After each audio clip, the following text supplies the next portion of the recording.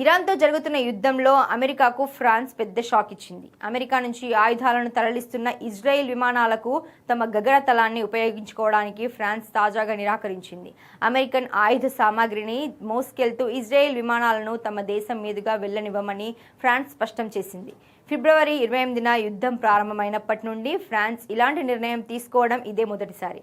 France నిర్ణయంపై Israel రక్షణ మంత్రిత్వ శాఖ తీవ్ర అసంతృప్తి వ్యక్తం చేసింది. ఫ్రాన్స్ నుండి ఎటువంటి రక్షణ కొనుగోలు చేయబోమని, ఆ దేశ సైన్యంతో ఇకపై ఎటువంటి సంబంధాలు ఉండవని ఇజ్రాయెల్ ప్రకటించింది. మరోవైపు అమెరికా అధ్యక్షుడు డొనాల్డ్ ట్రంప్ తన సోషల్ మీడియా వేదికగా ఫ్రాన్స్ తీరును విమర్శించారు.